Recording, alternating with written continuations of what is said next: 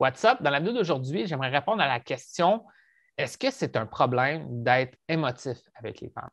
Donc, cette question-là, ça provient d'un commentaire que j'ai vu sur mon groupe Facebook.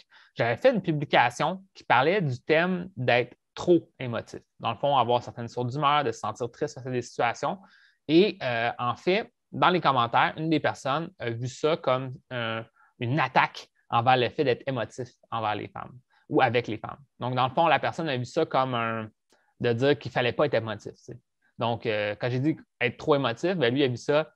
Mais non, mais on a le droit d'être émotif. Tu sais. C'est un peu ça son commentaire. Je vais pouvoir te le lire.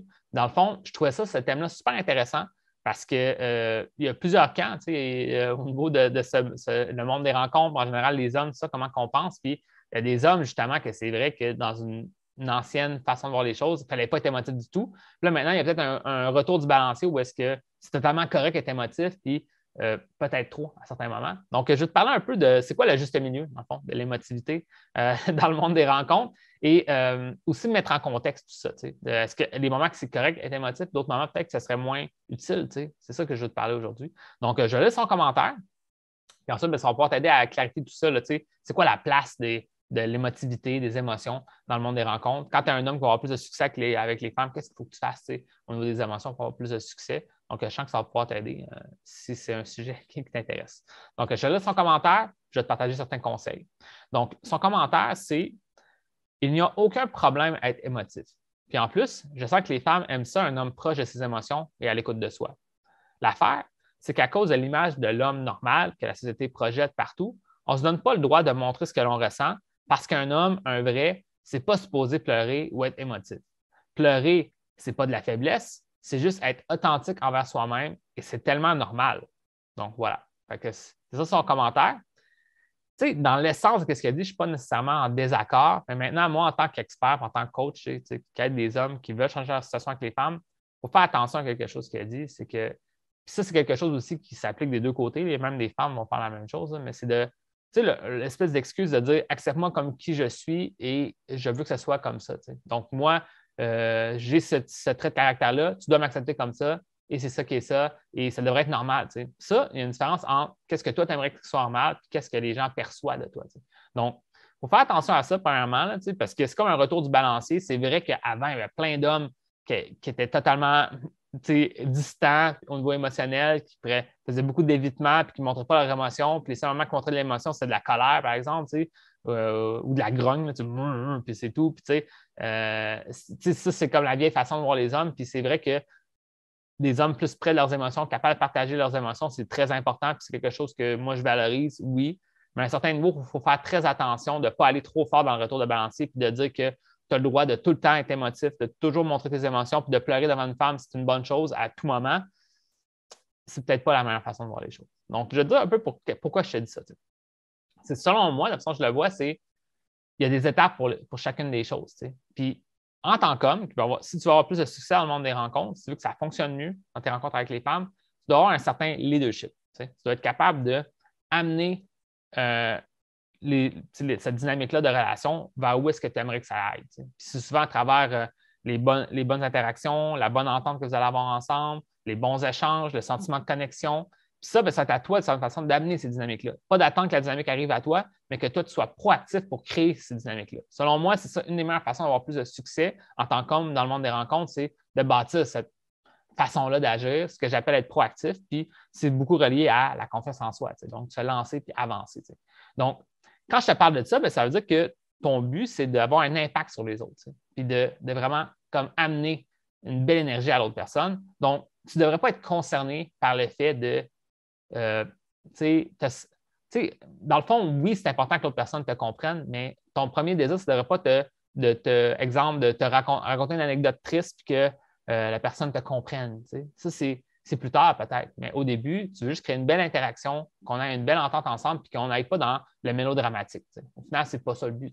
Donc, c'est la même chose aussi, par exemple, qu'un homme, sur un premier rendez-vous, parlerait de ses problèmes précédents, qui avait fait une dépression, puis ci, puis ça. Bien, s'il en parle, il faut qu'il en parle assez brièvement puis qu'il amène un peu comme le positif de ça pour dire que là, maintenant, il est prêt à rencontrer puis qu'il y a une drive pour avancer là-dedans, puis etc. Il ne va pas juste parler qu'il a fait une dépression qui était très triste puis qu'il n'y a plus d'emploi, puis il dit ça, puis il laisse ça comme ça. Bien, la femme ne va pas trouver ça attirant en soi, comprends-tu? Donc, elle doit m'accepter comme je suis. Oui, mais à un certain niveau, il faut que tu te présentes la meilleure version de toi-même à l'autre personne. Il faut que l'autre personne te voit le potentiel que tu pourrais avoir, puis il faut que tu ailles dans le positif. Donc, encore une fois, quand je te parle de ça, c'est que des fois, c'est comme si on voudrait que les gens nous acceptent parce qu'on est très gentil puis qu'on veut que les gens nous comprennent puis que c'est ça notre premier besoin. Mais au final, le plus important, c'est qu'elle se sente en connexion avec toi puis qu'elle a envie de te revoir puis qu'elle a du plaisir dans ta présence. Donc, ce n'est pas les mêmes objectifs, comprends-tu?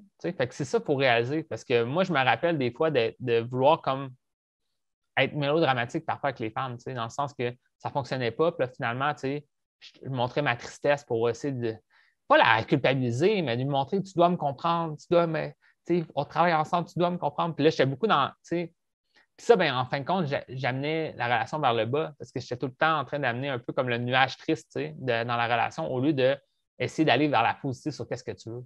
Donc, tu sais, il n'y a pas de mal en tant qu'homme de pleurer. Je suis totalement d'accord, puis c'est vrai, OK? Mais en même temps, disons qu'il arrive une situation que ça pourrait amener un conflit ou quelque chose à régler, mais si tu es capable d'aller de manière positive, de dire, tu sais, je vais te dire la dernière fois que tu as dit ça, je n'avais pas aimé ça, j'aimerais sans le futur qu'on fasse telle affaire, ou etc. Puis il y a comme des discussions matures, franches, bien, ça ne va pas toujours être en train de pleurer, comprends-tu? Puis tu sais, je ne dis pas que pleurer, c'est mal, je veux juste dire que parfois, quand on pleure, par exemple, ben, c'est un peu un signe d'immaturité au niveau émotionnel. Je ne dis pas que c'est toujours ça. Encore une fois, il y a des gens qui sont très émotifs face à des situations parce que ça les touche beaucoup. C'est correct aussi, là. Je ne suis pas en train de dire qu'il ne faut pas être émotif, mais je veux juste dire qu'en tant qu'homme, que tu vas avoir un certain rôle de leadership, de faire avancer les choses, bien, si tu es capable de bâtir cette résilience émotionnelle-là, c'est quelque chose que j'enseigne dans mon programme, bien, ça va t'aider d'être justement moins sensible face à des situations.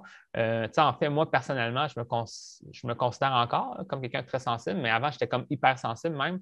C'est ça qui faisait que justement, des fois, je me sentais incompris, puis j'étais un peu comme dans le mélodrame, face à des situations avec les femmes. Puis ça, je ne crois pas que c'est nécessairement productif pour avoir du succès dans tes rencontres, dans tes fréquentations, dans tes relations avec les femmes. Donc, de dire que c'est normal, que c'est.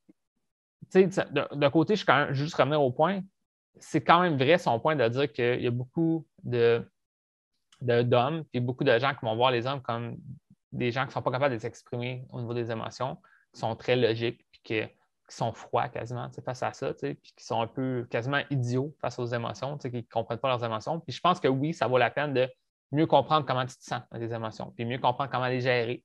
Mais l'expression ensuite de comment tu te sens peut être plus simple, plus positive, puis moins dans des trucs négatifs. Donc, c'est juste ça que je veux dire. Au final, je pense que oui, c'est important d'être émotif. Puis en fait, même, justement, depuis le début de la vidéo, je te parle beaucoup d'amener un bon vibe, d'amener un vibe positif, d'avoir du fun, etc. Puis ça, c'est des émotions en soi, de pouvoir taquiner, raconter une histoire, rire, parler, avoir une curiosité de wow, c'est vraiment cool ça. Ça, c'est une émotion encore, de la façon que tu parles à la personne. Donc, tout ça, c'est utile. Fait que il y a une très grande valeur à connecter au niveau émotionnel avec les femmes. C'est un des facteurs les plus importants selon moi. Tu as comme 3 grosses sphères, dans le fond, quand tu veux connecter avec quelqu'un, c'est l'aspect physique, émotionnel, puis l'aspect, dans le fond, logique. L'aspect logique, c'est le moins important.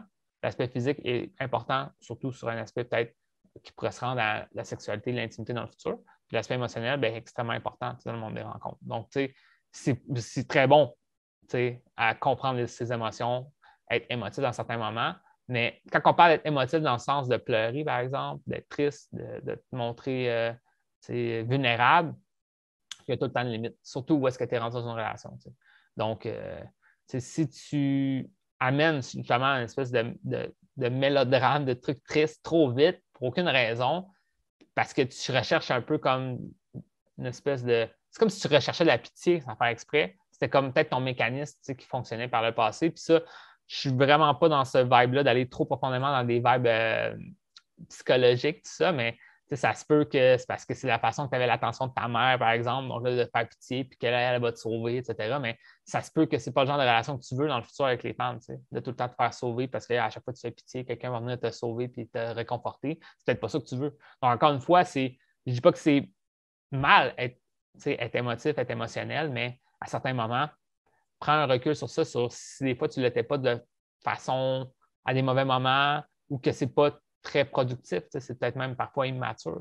Donc, il faut juste se questionner sur ça. Fait que, je t'amène ce thème-là, que tu te poses cette question-là. Puis moi, ce que je peux te dire, c'est que si tu veux avoir plus de succès dans le monde des rencontres, il faut que tu deviennes plus proactif. Donc, toi-même, amener les bonnes émotions. Donc, arrêter de te laisser comme influencer par l'extérieur puis que ça te rende triste, puis trop émotionnel, trop triste face à des situations. Donc, oui, tu peux être déçu, mais après, ben, si tu as vraiment comme une espèce de force pour aller de l'avant et trouver des solutions, ben, tu vas être moins triste longtemps puis tu vas pouvoir ramener ça dans la positive. Puis aussi, ben, l'aspect, comme je t'ai dit plus tôt dans la vidéo, la résilience émotionnelle, qui est d'être capable d'avoir une force de te relever peu importe la situation, qui ça, en fait, va être ça va être une façon que tu vas être capable de montrer ta confiance, parce que peu importe ce qui arrive, tu vas trouver une solution, tu vas te relever, tu vas avancer, puis ça, c'est très attirant pour les femmes. Donc, au final, ça ne veut pas dire que cette résilience émotionnelle te rend, tu n'as plus d'émotion, c'est pas ça. C'est juste de dire qu'au moins, tu n'es pas tout le temps au gré du vent, là, dans les hauts, dans les bas, tu es capable de mieux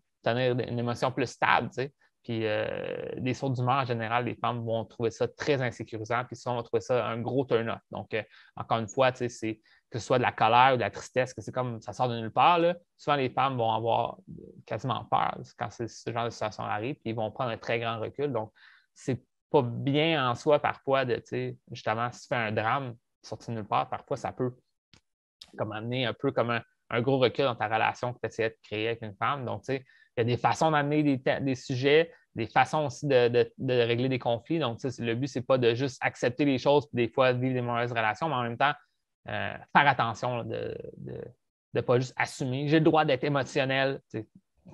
Oui, tu as le droit d'être émotionnel, mais peut-être que ça ne va pas t'amener le genre de relation que tu veux par la suite. Donc, fais attention à ça en même temps. Essayer de trouver une façon d'être parfois diplomate, malgré que des choses peut-être t'ont rendu triste. Peut-être qu'un temps, un moment pour en parler. Donc, peut-être pas toujours sur le vif. Donc, c'est ça. Fait que c'est pas mal tout ça que je voulais te parler aujourd'hui. Je trouve que c'est un très bon thème en général. Puis, moi, étant un gars qui est très sensible, je suis quand même assez proche de mes émotions. Donc, je ne vais pas nier l'importance des émotions. Mais en même temps, justement, étant un gars très sensible, je comprends que tu peux te tirer dans le pied en étant trop émotionnel, ou en pleurant pour aucune raison avec les femmes, des choses que moi-même j'ai déjà vécues. Donc, il faut faire attention à ça aussi. Je ne pense pas que c'est juste c'est pas ça que ça veut dire être émotionnel, selon moi. C'est pour ça que aussi, si je reviens, juste avant de terminer la vidéo, j'ai fait l'autre vidéo il y a quelques semaines, je parlais d'être trop émotif. C'est pour ça qu'il faut faire attention. Il n'y a aucun mal à être émotif, mais être trop émotif. Dans le fond, justement, avoir une saute d'humeur pour aucune raison, un sentiment de tristesse vraiment profond face à un petit détail qui est arrivé, ça ne devrait pas être ça qui devrait être arrivé. Fait qu'il faut faire attention. Puis justement, encore une fois, la résilience émotionnelle, puis cette confiance en toi que tu vas avoir va t'aider à moins que ça t'arrive. Fait que that's it. Maintenant, si tu aimerais savoir de l'aide justement sur tout le processus pour changer ta situation avec les femmes, on partirait du début, puis on irait étape par étape changer ta situation. J'ai une très grande expertise là-dedans. Puis ça t'intéresse d'en savoir plus sur comment ça fonctionne, viens me voir. Je vais pouvoir t'en parler en privé, puis je peux donner tous les détails sur ça.